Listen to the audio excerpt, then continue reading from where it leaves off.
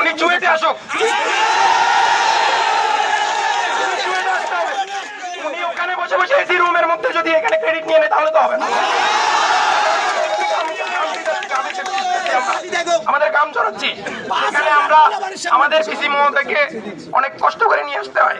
DC মহোদয় আমাদেরকে শহরে ডাক দেন, এই ধরনের তালবাহানা তোমরা চাচ্ছি না।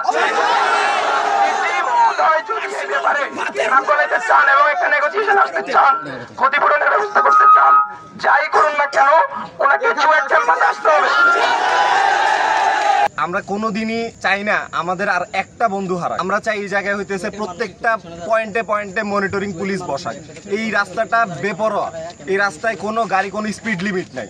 এই গত কিছুদিন আগে আমার আরেকটা ফ্রেন্ড হইতেছে বাইক অ্যাক্সিডেন্টে আহত হয়েছে। তাহলে আমাদের এই জায়গাটা কোথায়? আমরা কোথায় গিয়ে বলবো যে আমাদের নিরাপত্তা চাই?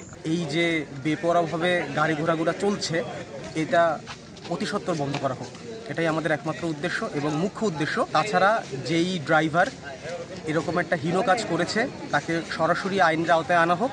তা না আনা পর্যন্ত আমরা চুয়েটের শিক্ষার্থীরা কোনো প্রকার একাডেমিক কার্যকলাপে বসবো না এবং অনির্দিষ্টকালের জন্য চুয়েট বন্ধ থাকবে।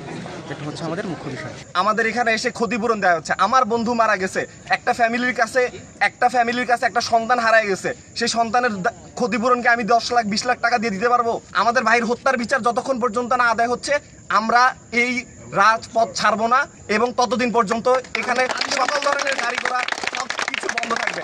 এবং এটা আমরা আগামীকাল লিখিত আকারে দাবি পেশ করব এবং আমাদের দাবি দাওয়াগুলো যতক্ষণ পর্যন্ত না মানা হচ্ছে ততক্ষণ পর্যন্ত আমাদের এই অবরোধ কর্মসূচি চলতে থাকবে। ঘাতক ড্রাইভারকে কীভাবে আটক করা হয়, তাকে কীভাবে শাস্তির আওতায় আনা হয়, ট্রান্সপোর্ট লাইনের ব্যাপারে গাড়ি চলতেছে শৃঙ্খলা ফিরিয়ে আনতে হবে, রোডের মধ্যে স্পিড কন্ট্রোলের বিভিন্ন টেকনিক ব্যবস্থা করতে হবে, রাস্তায় রোড ওয়াইড করতে হবে।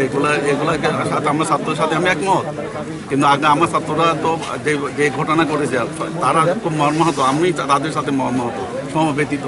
আমাদের মুখের ভাষা বন্ধ হয়ে গেছে। তাদের দাবিগুলো না মানলে তারা সড়ক অবরোধ তুলবে না। এখন 72 ঘন্টা সময় দিয়ে যাবে। আপনারা তাদের দাবি মানার জন্য কি বিষয়ে কি সিদ্ধান্ত নিয়েছেন? মানার জন্য আমরা প্রশাসনের সাথে যোগাযোগ করছি, প্রশাসন আমাদেরকে সহযোগিতা করতেছে। আজকে একটা সমঝোতা মিটিং হতে পারে বিকালের দিকে, সেখানে বাস মালিক সমিতির লোক প্রতিনিধি থাকতে পারে, আমাদের প্রতিনিধি থাকতে পারে, প্রশাসনের লোকও থাকতে পারে। আমরা চেষ্টা করে যাচ্ছি, কারণ এই যে ঘটনা উদ্ভূত ঘটেছে এটাকে আলোচনার সমাধান করতে হলে ডায়লগের কোনো বিকল্প নেই, আলোচনার কোনো বিকল্প নেই। আমরা আলোচনা বৈঠক করার জন্য আমাদের প্রশাসন থেকে নির্দেশ পাইছি এবং প্রশাসন সহযোগিতা করতেছে। আমাদের রাউজান রাঙ্গুনিয়া টিওন মহোদয় কাজ করতেছেন এবং পুলিশ প্রশাসন থেকে কাজ করতেছে। আমরা একটা সমঝোতা দেওয়ার চেষ্টা করি।